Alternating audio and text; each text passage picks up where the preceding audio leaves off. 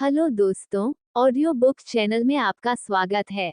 आज के टॉपिक को शुरू करने से पहले आप सभी से अनुरोध है कि चैनल को सब्सक्राइब करना ना भूलें, क्योंकि इस चैनल पर आपको चित्रकला के सभी टॉपिक का ऑडियो बुक मिलेगी। चलिए शुरू करते हैं। राजा रवि वर्मा। भारतीय चित्रकला के क्षितिज पर राजा रवि वर्मा का उदय एक यशस्वी चित्रकार के रूप में हुआ। एशिया प्रायद्वीप के सभी भागों की कला अत्यंत दयनीय अवस्था में थी। सांस्कृतिक पुनरुत्थान काल में जब कला की अंतर्जिज्ञासा रंग व रूपरेखाओं से मुखरित हो रही थी, उस उषा बेला में राजा रवि वर्मा ही सबसे पहले कलाकार थे जिन्होंने एक नई दिशा की खोज की व नई पद्धतियों का सूत्रपात किया।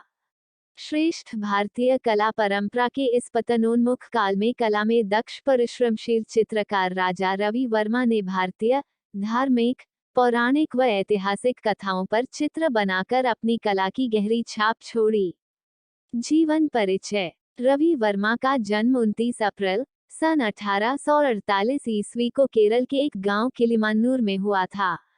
इन्हें बाल्यकाल से ही चित्र बनाने का शौक था, जो इस घटना से लक्षित होता है। एक बार इनके मामा राज वर्मा भगवान विष्णु का चित्र बनाकर उसमें रंग भर रहे थे। बीच में उठकर वे किसी काम से बाहर गए, तब बालक रवि वर्मा ने बाल औत्सुक्यवश उसे पूरा कर दिया व नीचे गरुड़ का चित्र भी अंकित कर दिया। उनके मामा अभिभूत हो गए। इनके मामा तंजौर पद्धति पर चित्र बनाते थे। राजा रवि वर्मा पर इनका गहरा प्रभाव पड़ा। राजा रवि वर्मा के त्रावणकोर राजघराने से घनिष्ठ संबंध थे, अतः इनकी शिक्षा दीक्षा संस्कृत में ही हुई। बाल्यकाल से ही उन्हें रामायण, महाभारत, कालिदास के ग्रंथों का अध्ययन करवाया गया, परंतु संस्कृत भाषा उनकी समझ से परे रही। इनकी रुचि केवल चित्रकला में ही थी। 14 वर्ष की आयु प्राप्त करते करते वे एक सिद्धहस्त कलाकार बन गए थे। यद्यपि राजा रवि वर्मा ने किसी कला महाविद्यालय अथवा संस्थान से कला की विधिवत शिक्षा प्राप्त नहीं की थी, तथापि अपनी अनवरत कला साधना, अथक लगन एवं विकसित कला दृष्टि के कारण अपने क्षेत्र में अभूतपूर्व सफलता प्राप्त की। इन्हें दरबारी चित्रकार आलमगिरी नायडू से कला प्रशिक्षण एवं प्रोत्साहन मिला। सन 1862 ईस्वी में इन्होंने त्रावणकोर नरेश से भेंट की। जब इनके चाचा ने नरेश के सम्मुख चित्रकला की प्रशंसा की, तो नरेश ने प्रसन्न होकर रवि वर्मा को रंगों का डिब्बा दिया। यह इनके लिए अत्यंत बहुमूल्य था, क्योंकि राजा रवि वर्मा ने इससे अनूठे प्रयोग किए, जो आगे चलकर उनके लिए अत्यंत उपयोगी सिद्ध हुए। सन 1868 ईस्वी में त्रावणकोर नरेश ने अपने व परिवार के तैलचित्र बनवाने के लिए सुप्रसिद्ध ब्रिटिश चित्रकार थियोडोर जेनसन को आमंत्रित किया। राजा रवि वर्मा ने उनसे भेंट की और उन्हें जेनसन का काम देखने मात्र की अनुमति मिली। उनकी ग्राह्य शक्ति अत्यंत प्रबल थी, अतः उनके काम को देखकर ही तैल चित्रण पद्धति को आत्मसात कर लिया तथा त्रिवेंद्रम के राज्याश्रय में कला का विकास किया। ये आलमगिरी नायडू को अपना गुरु मानते थे। अंग्रेजी सत्ता के प्रभाव से विदेशी चित्रण पद्धति का अधिक जोर था, अतः इनका ध्यान स्वभावतः इसी ओर आकर्षित हो गया। रवि वर्मा यूरोपीय शैली के विशेष प्रशंसक व अनुवर्ती बन गए। अथक कठोर कला साधना जेनसन की पद्धति को देखकर राजा रवि वर्मा की सौंदर्य की अवधारणा ने एक नया मोड़ लिया। इस युवा कलाकार द्वारा अपने में व्यंजक छाया प्रकाश की चित्रण पद्धति को जेनसन ने बहुत सराहा। इसके पश्चात वे अनवरत कठोर साधना में लगे रहे। सबसे पहले उन्होंने शाही परिवार के सदस्यों के चित्र बनाए। राजाश्रय, राजघरानों से संबंध तथा तत्कालीन बंगाल ऑफ ऑनर जैसे सम्मानों ने उन्हें सामाजिक प्रतिष्ठा दिलवाई, किंतु क्रिएटिव आर्टिस्ट के रूप में मान्यता प्राप्त नहीं कर पाए। तत्कालीन राजा महाराजाओं व उच्च पदस्थ ब्रिटिश अधिकारियों ने उनके कार्य को सराहा व उन्हें अपने यहाँ काम करने का निमंत्रण दिया। रवि वर्मा ने ऐसे सभी निमंत्रणों को स्वीकार कर सुंदर छवि व कथा चित्र बनाए। तैल रंगों के माध्यम से उन्होंने ड्यूक ऑफ बकिंघम, लॉर्ड इक्टहिल व उदयपुर के महाराणाओं के चित्र बनाए।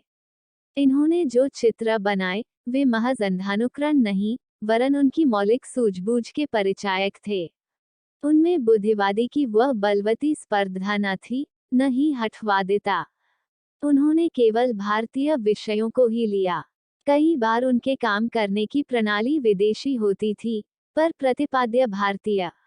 उन्होंने अपनी तूलिका से विगत परंपराओं के अंतराल में सामंजस्य स्थापित किया। उच्च घरानों में रवि वर्मा के चित्रों की मांग इतनी अधिक थी कि वे उसे अपने जीवनकाल में पूर्ण नहीं कर सकते थे। अतः सर माधव राव की सहायता से उन्होंने सन 1894 में मुंबई के उपनगर घाटकोपर में अपनी लिथोग्राफिक प्रेस खोलकर चित्रों की प्रतिकृतियां छपवाई। इससे इनके चित्र घर घर में फैल गए और चित्रों का मूल्य सस्ता हो गया, जिसे लोग खरीदने में सक्षम हो गए। इस तरह रवि देश के पहले लिथोग्राफा बने व विस्तृत पैमाने पर मुद्रण के युग का सूत्रपात हुआ। धनार्जन, प्रसिद्धि व सम्मान का सुखद संयोग। राजा रवि वर्मा का यह एक सुखद संयोग ही था कि एक ओर इन्हें राज परिवार का संरक्षण प्राप्त था, वहीं दूसरी ओर युवा अवस्था से ही इन्हें प्रसिद्धि व पैसे की प्राप्ति हुई। सन 1873 ईस्वी में चेन्नई शिल्पशाला के अधिष्ठाता चेस्मट त्रावणकोर आए व राजा रवि वर्मा की चित्रकला को देखकर प्रभावित हुए। चेस्मट ने राजा रवि वर्मा को चेन्नई कला प्रदर्शनी के लिए चित्र बनाने का अनुरोध किया। त्रावणकोर महाराजा का संरक्षण प्राप्त कर अथक परिश्रम द्वारा एक चित्र निर्मित किया। चित्र में नायर महिला बालों को चमेली के हार से गूंथती हुई चित्रित है। इस चित्र से राजा रवि वर्मा की धूम मच गई। 25 वर्ष की उम्र में इस चित्र पर तत्कालीन गवर्नर का स्वर्ण पदक प्राप्त हुआ। इस सफलता ने उनके भविष्य का मार्ग प्रशस्त किया। उनकी इस कृति ने वियना की अंतर्राष्ट्रीय कला प्रदर्शनी में योग्यता प्रमाण पत्र भी प्राप्त किया।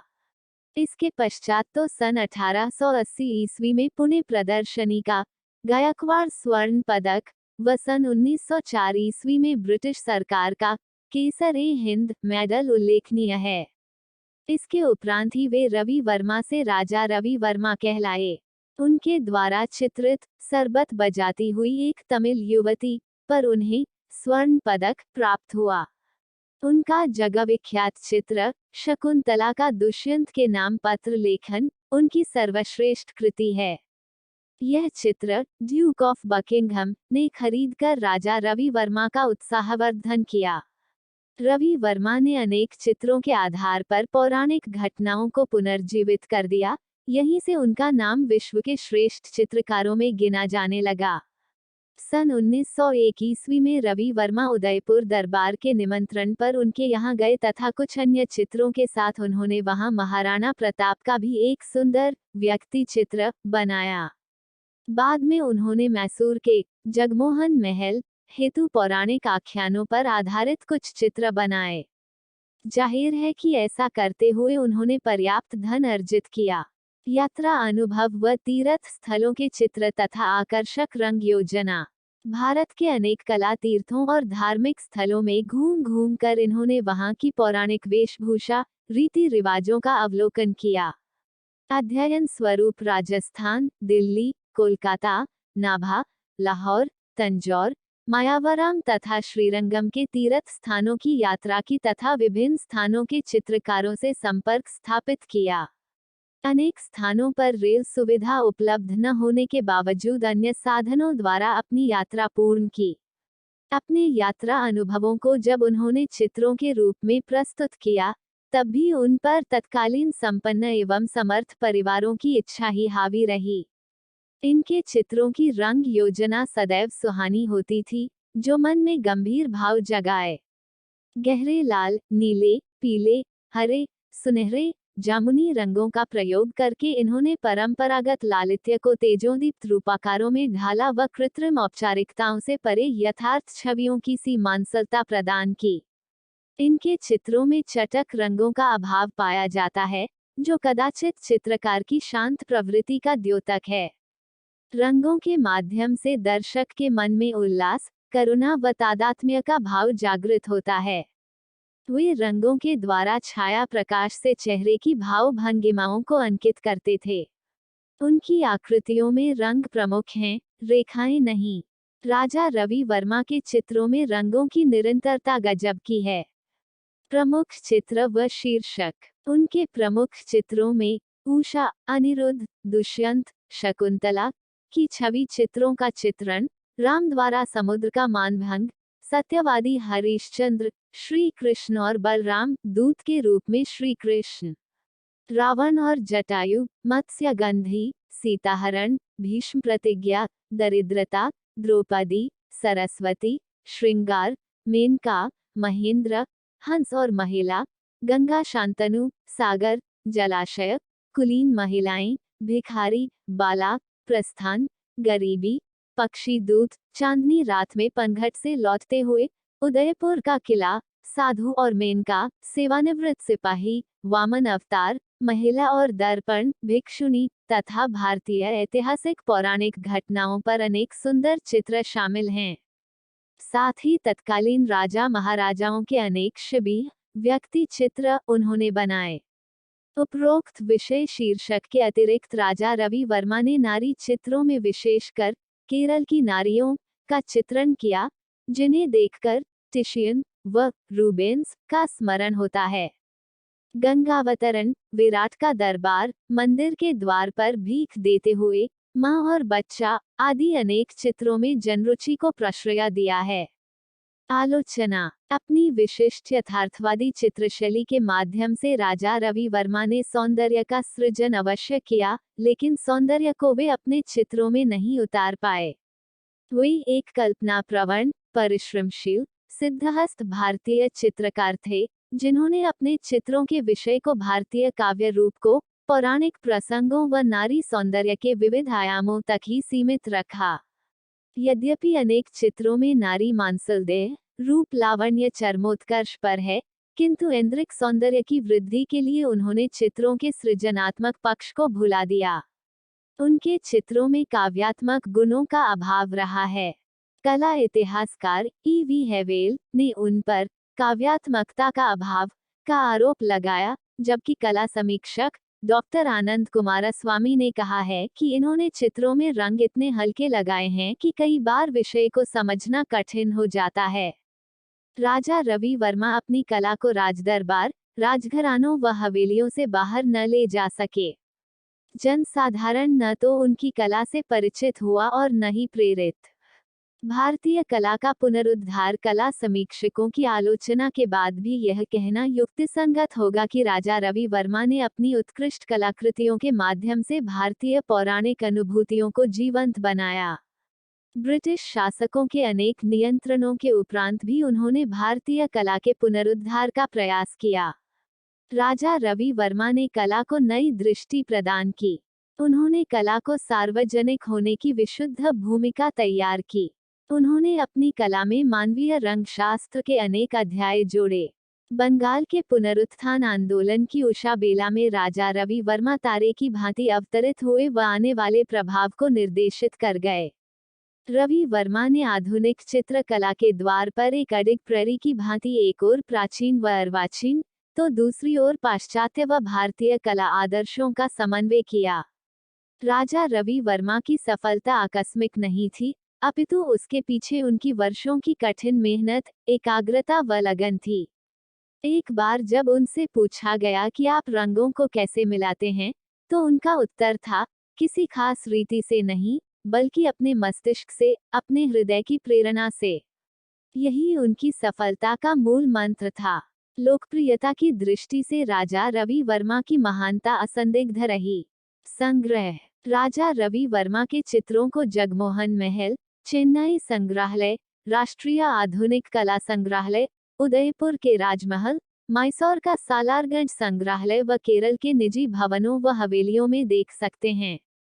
मृत्यु 2 अक्टूबर सन 1906 ईस्वी को कलाकर्म करते हुए त्रिवेंद्रम के निकट आटिट्रंगल में महान भारतीय कलाकार राजा रवि वर्मा दिवंगत हुए। राजा वर्मा भारतीय चित्रकला इतिहास के पितामह कहलाए। भारतीय चित्रकला के क्षितिज पर उनका योगदान अविस्मरणीय है। उनकी चित्र संपदा युगों युगों तक नई पीढ़ी को मार्गदर्शन प्रदत्त करती रहेगी। चित्रकला के एक नए स्कूल के संस्थापक के रूप में भारत के श्रेष्ठ कलाकारों में उनका नाम सदैव सम्मान से लिया जाएगा। आज का टॉपिक यहीं समाप्त होता है।